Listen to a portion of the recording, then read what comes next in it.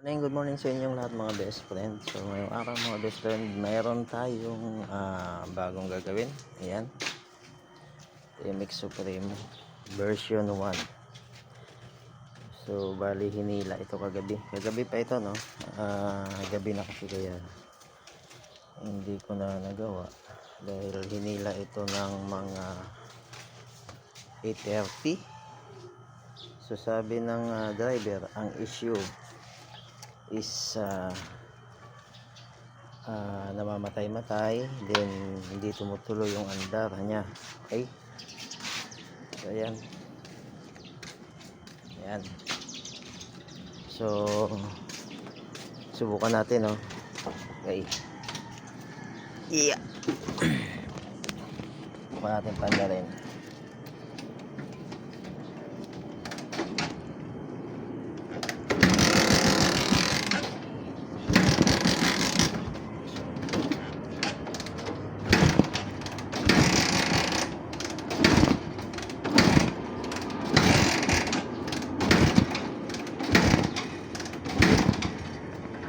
Nga.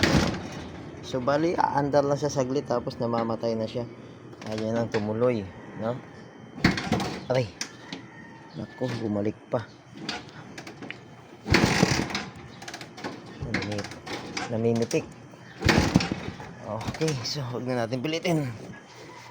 So yun yung issue niya mga best friend. Tapos maingay dito, sobrang ingay. Sakit ng paa ko. Bumalik yung kick. Okay mga best friend, no? Mamaya gagawin ko ito pagbalik. Maghatid pa ako ng estudyante ko. So hanggang dito na lang mga best friend, no? Update ko na lang kayo mamaya sa ating pagka nagawa na natin ito, no? Okay, salamat. Okay, good morning sa inyong lahat mga best friend, no? Ito na yung update sa ating ginagawang Supremo, no? Binuksan ko na siya. Ayan, okay. So i-timing muna natin.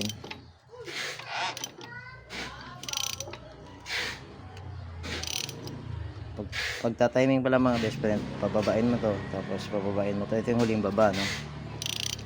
Ayan, okay. Ayan. Then yung pagta-timing nito, no, ay dito may timing mark dyan, itapat nyo dito sa gitna. Then yung dito naman sa itaas, ayan, itong dalawang guhit na to, kita ba? Yun, ito tsaka ito. Ayan, kailangan naka-level siya dito, no? Okay. So yung issue nito kanina, parang ayaw tumuloy yung andar tapos mamamatay, pero walang minor, halos lahat wala. So isa lang ang nakita kong issue. Kita ba? Ayan mga best friend. Okay, yan ang sira niya.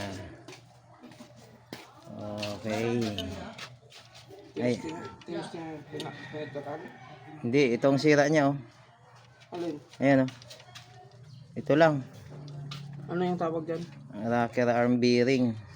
Ayan, oh. Dalawa talaga. Ayan, oh. Okay, hindi makita. Ayan, oh. Bakit dapat hindi gagalaw yan? Okay, Dialog?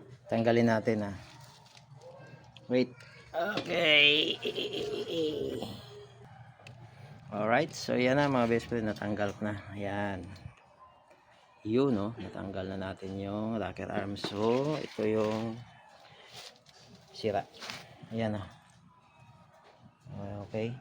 So napapansin nyo, ayan, wala na siyang stick bearing, dalawa talaga. Ayan, kaya ang issue nito, pagka ginagamit mo, aandar siya, tapos mamamatay, tapos hirap siyang humatak. Okay, gawa ng hindi niya gaano nabubuksan itong intake at saka exhaust valve natin, no? Nagkaroon siya ng malaking clearance. Okay, so ngayon itong ipapalit natin. Ayan, bago kaso replacement, kasi alanganin sa budget si boss. Okay, ayan. At least bago. Importante mapalitan ng bago. Samantagal lang daw muna. Ayan.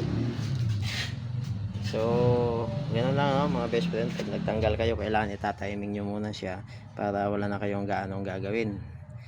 Balik na lang siya. Okay? So, ibalik ko muna mga best friend, no? Alright.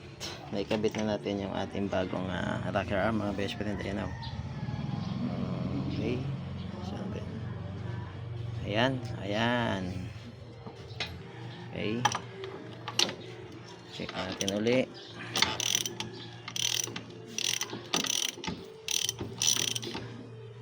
Ayan, ganyan lang pag timing mga best friend. Ayan, yun.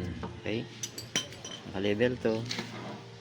Then nakatapat itong timing mark. Hindi lang makita. Dilim.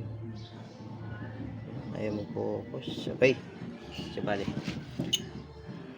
Okay. Okay. Okay yung clearance. Ngayon, panda rin natin, no? Tingnan natin kung may market na langis. Susi.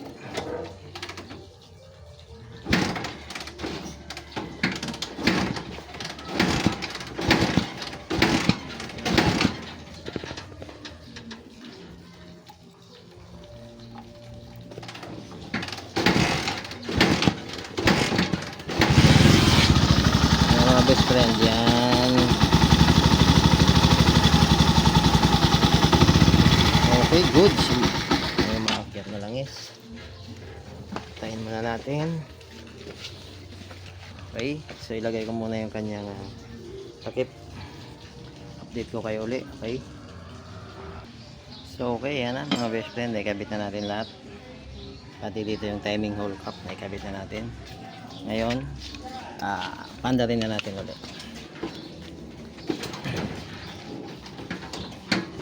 Oh, yung spark plug pala.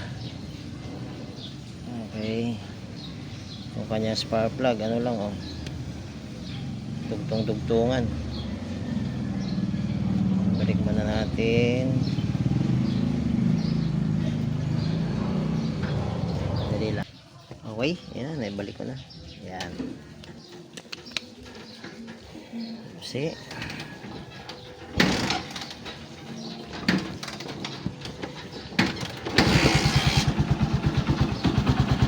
Yan na. So, tahimik na siya mga best friend. Oh. Diba? Ano pa?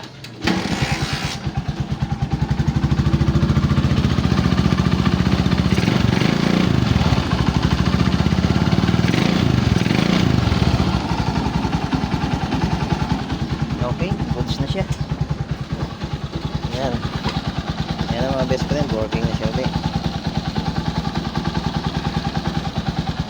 So hanggang dito na mga best friend. Maraming salamat.